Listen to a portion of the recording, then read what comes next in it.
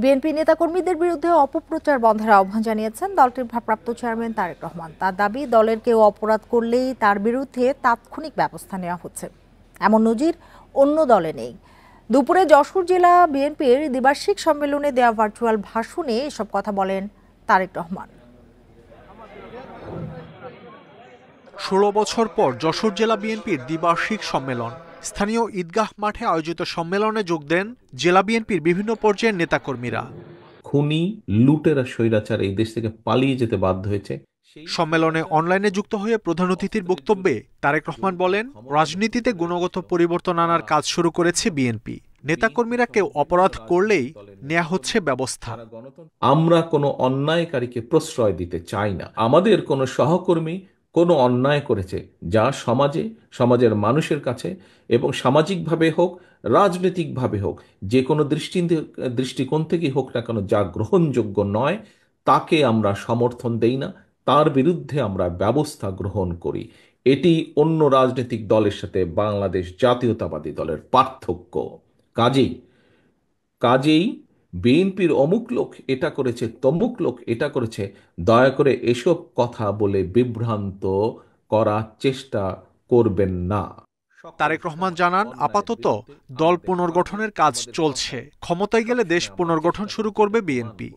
এই সরকার, যার প্রধান কাজ হচ্ছে দেশের মানুষের প্রত্যাশা অনুযায়ী একটি নিরপেক্ষ স্বচ্ছ নির্বাচন উপস্থাপন করা, জাতীয়তাবাদী দল এই দেশের মানুষের সমর্থন নিয়ে সরকার গঠনে সক্ষম হলে একটি রাজনৈতিক দল হিসাবে আমাদের সবচাইতে প্রথম এবং সবচাইতে জরুরি, সবচাইতে মূল্যবান কাজ হচ্ছে দেশকে পুনর্গঠন করা।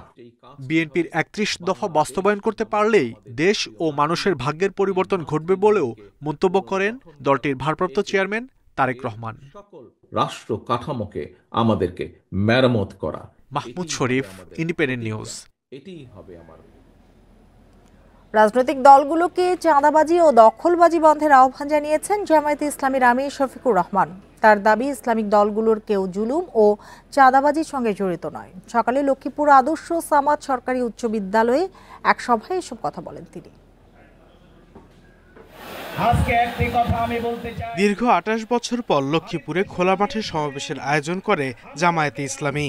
সমাবেশকে ঘিরে সকাল থেকে জেলার বিভিন্ন স্থান থেকে আদর্শ সামাদ সরকারি উচ্চ বিদ্যালয় মাঠ প্রাঙ্গণে আসতে থাকেন নেতাকর্মীরা।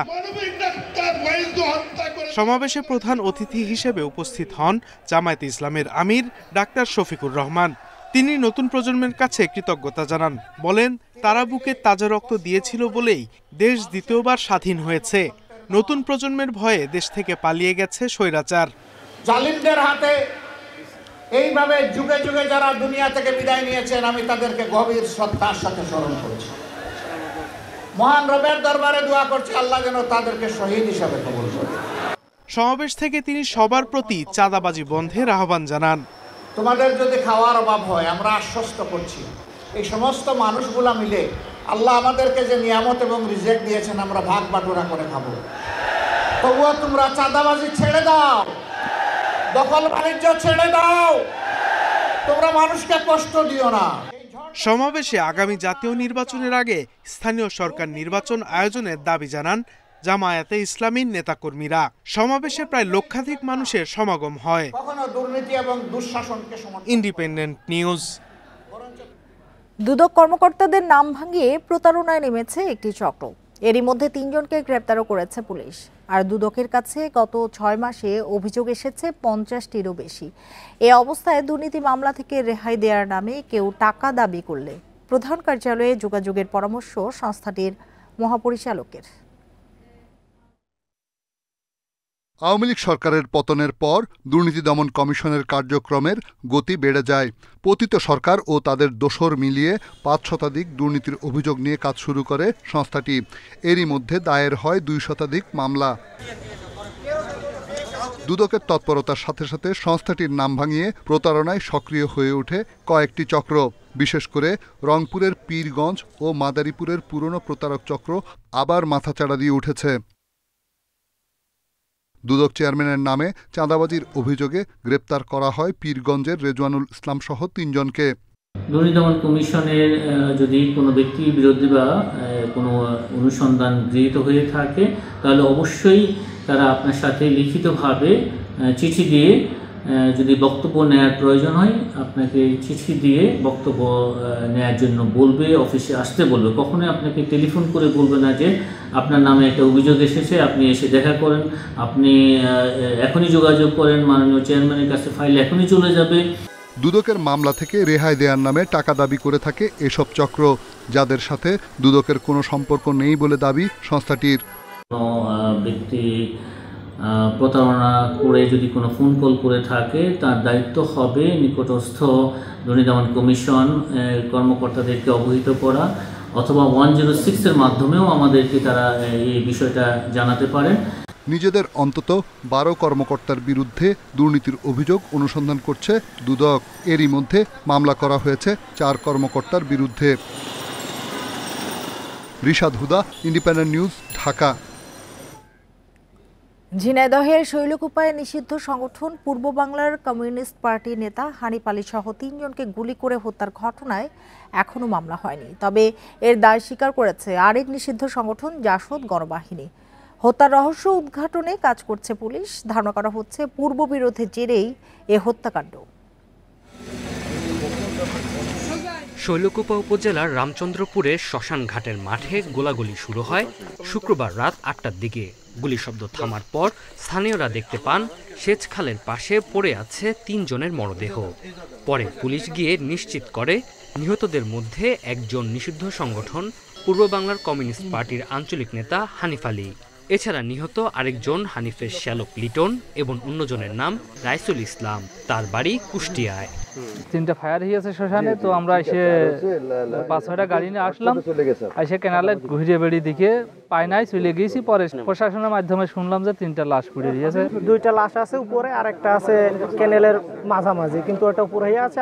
হত্যার দায় স্বীকার করে গণমাধ্যম কর্মীদের হোয়াটসঅ্যাপে বার্তা পাঠিয়েছে আরেক নিষিদ্ধ সংগঠন জাসদ গণবাহিনীর নেতা কালু। এতে দাবি করা হয় খুন, গুম ও ধর্ষণের জড়িত হানিফসহ 3 জনকে হত্যা করা হয়েছে। এদিকে হানিফ হরিণাকুণ্ড উপজেলা মৎস্যজীবী লীগের সহ-সভাপতি দাবি করে তার স্বজনেরা বলছেন পূর্ব বাংলা কমিউনিস্ট পার্টির সঙ্গে তার কোনো সম্পর্ক নেই। অনেকবার ফোন দিলাম, রিসিভ হয় না। এরপরে ভাবির কাছে জিজ্ঞেস করছি যে কিভাবে কখন গেল, তা কইল যে একটা ফোন আসলো, ফোন পাওয়ার পরে কইল যে আমি আসছি বাজার থেকে। হত্যার প্রকৃত কারণ উদ্ঘাটনে এবং জাসদ গণবাহিনীর হোয়াটসঅ্যাপ বার্তার বিষয়ে তদন্ত করছে আইনশৃঙ্খলা বাহিনী। এই মামলাটির ছায়া তদন্ত করছেন ইভেন র্যাব এবং সেনাবাহিনীর সদস্য ঘটনাস্থলে উপস্থিত ছিলেন এবং তাদের সহায়তায় আমরা এই ঘটনার যে মূল মোটিভ, কী কারণে হত্যাকাণ্ডটি ঘটেছে সেটা আমরা জানার চেষ্টা করছি এবং অচিরেই আমরা এটা জানব। ঘটনাস্থল থেকে 2টি মোটরসাইকেল ও হেলমেট উদ্ধার করা হয়েছে। Independent news. চলন্ত বাসে ডাকাতি ও শ্লীলতাহানির ঘটনায় গ্রেপ্তার 2 জন আদালতে স্বীকারোক্তিমূলক জবানবন্দি দিয়েছেন। আরেক আসামিকে 5 দিনের রিমান্ড দিয়েছে আদালত। শনিবার বিকেলে টাঙ্গাইলে 3 আসামিকে আদালতে তোলা হয়। এদিকে দায়িত্বে অবহেলার অভিযোগে মির্জাপুর থানার এএসআই মোহাম্মদ আতিকুজ্জামানকে বরখাস্ত করা হয়েছে। গত সোমবার রাতে ঢাকা থেকে রাজশাহীগামী আমরি ট্রাভেলসের একটি চলন্ত বাসে ডাকাতির ঘটনা ঘটে। সে সময় প্রায় 3 ঘন্টা ধরে ডাকাতি ছাড়াও নারী যাত্রীদের শ্লীলতাহানির অভিযোগ করেন যাত্রীরা। বৃহস্পতিবার রাতে ওমর আলী নামে এক বাস যাত্রী মির্জাপুর থানায় মামলা করেন। গত রাতে সাভার থেকে 3 জনকে গ্রেপ্তার করে পুলিশ। এ সময় তাদের কাছ থেকে লুট করা 3টি মোবাইল ফোন, একটি ছুরি ও 29,370 টাকা উদ্ধার করা হয়।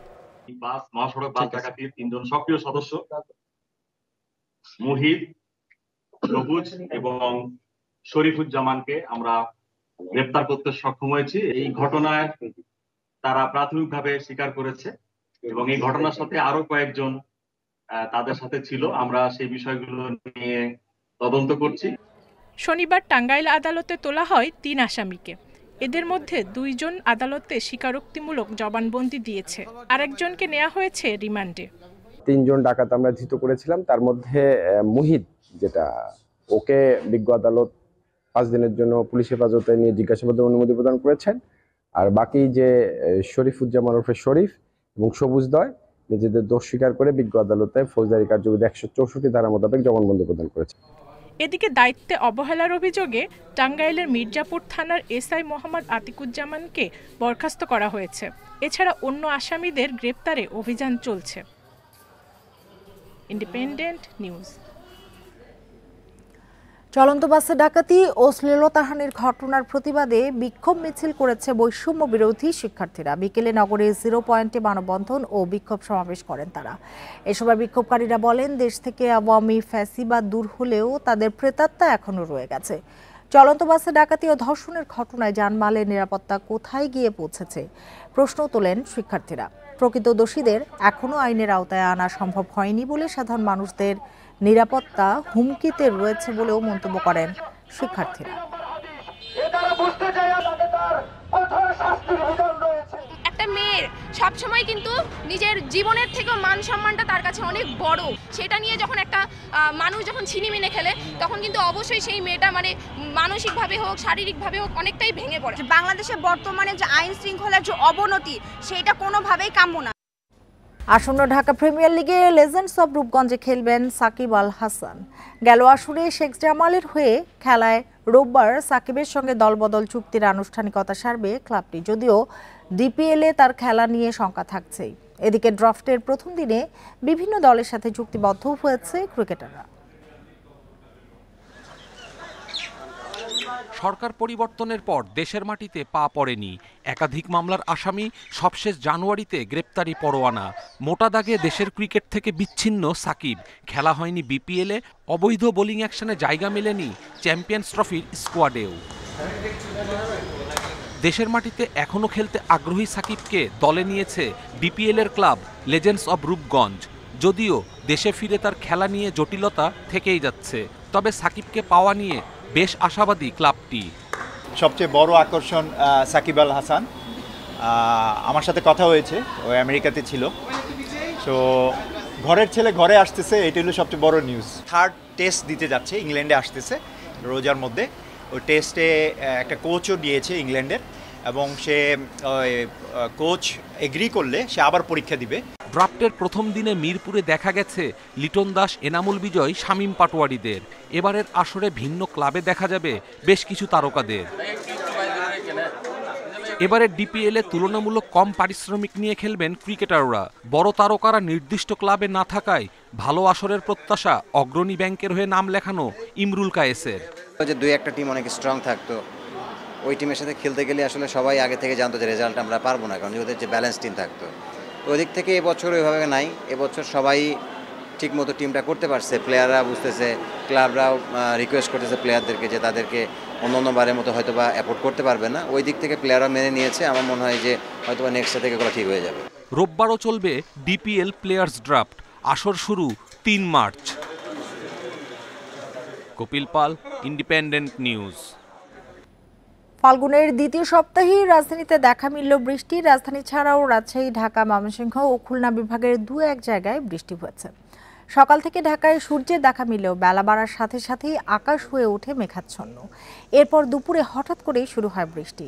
আবহাওয়া অফিস বলছে, চট্টগ্রাম বিভাগ ছাড়া বাকি বিভাগগুলোতে আগামী 24 ঘন্টা হালকা থেকে মাঝারি বৃষ্টি হতে পারে। এছাড়া শেষ রাত থেকে ভোর পর্যন্ত সারা দেশের কোথাও কোথাও হালকা থেকে মাঝারি ধরনের কুয়াশা পড়তে পারে। আবহাওয়া অফিস বলছে, 25 তারিখ থেকে বৃষ্টি কমবে। এ সময় তাপমাত্রা 1 থেকে 3 ডিগ্রি সেলসিয়াস কমতে পারে।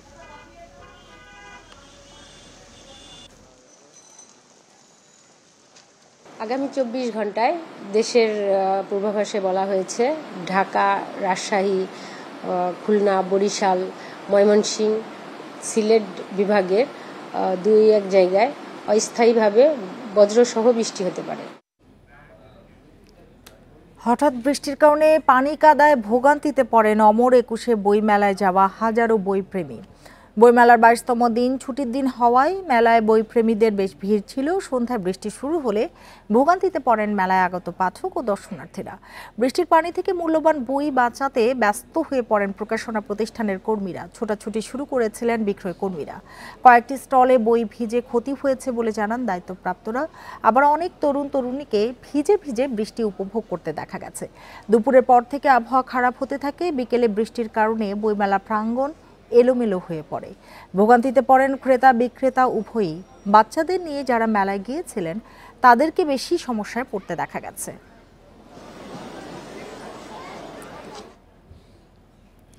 মার্কিন অভিবাসন ও শুল্ক প্রয়োগকারী সংস্থা আইসিইর পরিচালক ক্যালেব ভিটেলোকে বরখাস্ত করেছে ট্রাম্প প্রশাসন।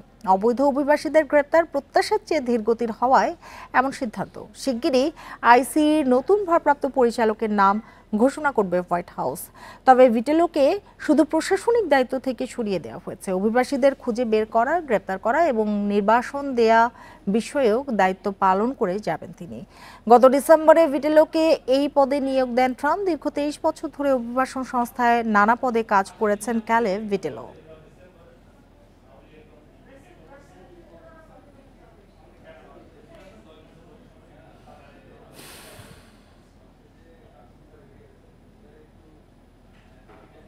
আর এই ছিল এখনকার সংবাদ।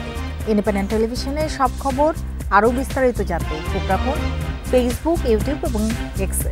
ধন্যবাদ সবাইকে এতক্ষণ সাথে থাকার জন্য।